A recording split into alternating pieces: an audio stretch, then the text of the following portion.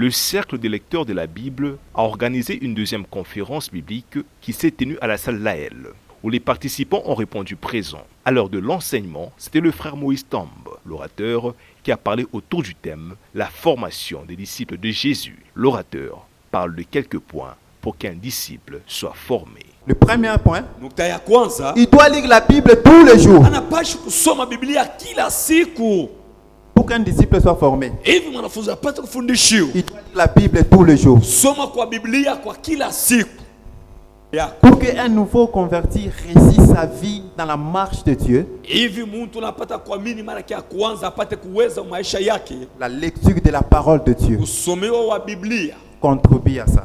inapata kuelekea kwa ile. Donc la Bible, c'est là où il y a la réussite d'un disciple sur la terre. Biblia ni kule kunakuwa kuweza kwa mwanafunzi hapa pa bulongo. La Bible, c'est là où il y a la réussite d'un disciple sur la terre. Biblia inakuwa ni kule kunakuwa kuweza kwa mitume hapa pa bulongo. Pour la vie Jua maisha et pour sa mission. na jua kazi yake. C'est à partir de là on doit comprendre qu'un disciple a une mission sur la terre. Ni pale tunapaswa kuelewa kama mwanafunzi anapata kuwa hivi na kazi yake pa dunia. C'est de gagner les âmes au Seigneur. Ni kuvuta manafsi kwa wamia milele. Alléluia. Amina. Jean chapitre 1, le verset 1, Hébreux chapitre 2, le verset 12, Galates chapitre 4, le verset 19, étaient des versets de référence suivis d'un fort message parlant des intentions après avoir lu la Bible. Unapata kweka. Première intention. Wazo ya kwanza, Pour celui qui lit la Bible tous les jours, wote ule anasoma Biblia kila siku il aura la soif de vivre Dieu. atakuwa na kiu ya kuishi Mungu. Mnajua pourquoi soif ya kumuishi Mungu amgalie nayo? C'est pourquoi que la soif de Dieu ne termine pas lorsque nous avons. C'est parce que Kwani amsomake Bible. nous ne lisons pas la Bible. Parce que tout celui qui lit la Bible, Wote anasoma Biblia il aura la soif de vivre Dieu. atakuwa na kiu ya kuishi Mungu. Jo intention ya kwanza iko important pour celui qui lit la Bible. Inakuwa ni wazo ya kwanza kwa ule anakuwa anapata kusoma Biblia. Alléluia. Amina. C'est le premier objectif ou bien intention pour celui qui lit la Bible. Inakuwa ni lengo ya kwanza kwa ule anakuwa anasoma Biblia. La lecture de la Bible, Usomewa Biblia c'est un moyen de recevoir le matériel inakuwa ni namna kupokea vitu ya kupapasa du point A kunukta ya kwanza pour aller vivre la vie de Dieu au point B.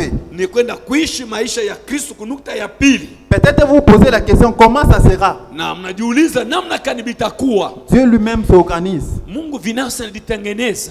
Tu vivras toujours. Utaishi paka. Oui, Toi lis d'abord. soma mbele. Tu vivras. Utaishi. Alléluia. Amen. Toi lis. We soma. Tu vivras. Utaishi. Jérémie chapitre 18, verset 2, a contribué à l'enrichissement de la pensée de l'orateur qui a aussi pointillé sur l'enseignement de Jésus.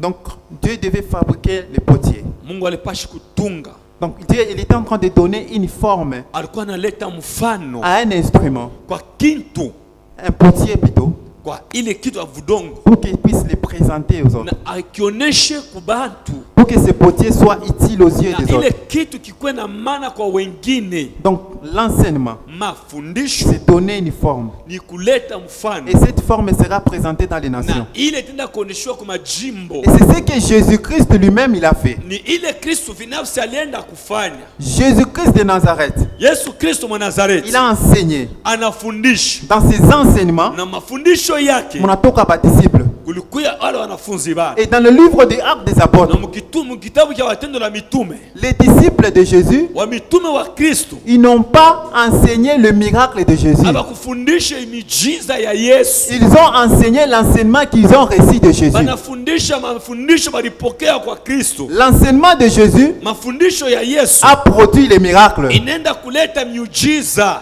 Alléluia. Amen. Maintenant, les disciples, Wanafunzi ils sasa ont enseigné les enseignements de Jésus. banafundisha mafundisho ya Yesu Tellement qu'ils ont enseigné les enseignements de Jésus, tellement comme c'est écrit, kupeleka vile vile ilipata kuandikwa, le miracle les a accompagnés. miujiza ilienda kuwasindikiza. Alléluia. Amen. Alléluia. Amen. Ce n'est pas si nous parlons d'un paralytique qui a marché, Aina sasa tunasemeza mtu kiwete kinatembea on va marcher. bado hata kutembea. Je ne refuse pas. Ça peut être toutefois arriver. inaweza paka kufika. Enseignons seulement. Tufundishe tu. Il y aura des miracles plus que les autres, ce qui est écrit dans la Bible. Itafanyika na kupitia ile inaandikwa. C'est pour cela les apôtres, Ni pale wa mitume l'enseignement qu'ils ont donné aux autres, fundisho ile walipeleka kwa il wengine. y a eu des miracles, même ce que Jésus-Christ n'a pas fait. Miujiza ile ilipata kufika na ile Yesu ashikupata Donc kufanya. si tu ouvres la bouche, Ukafungula kinwa, tu transmets textuellement ce qui est écrit. unapeleka ile hakika inapata kuandikiwa. Le miracle va t'accompagner. Miujiza inakusindikiza. Rappelons que cette conférence s'est tenue à la salle Laël, 6 au numéro 139, avenue Kassangoulou, quartier Gambela, dans la commune de Lubumbashi.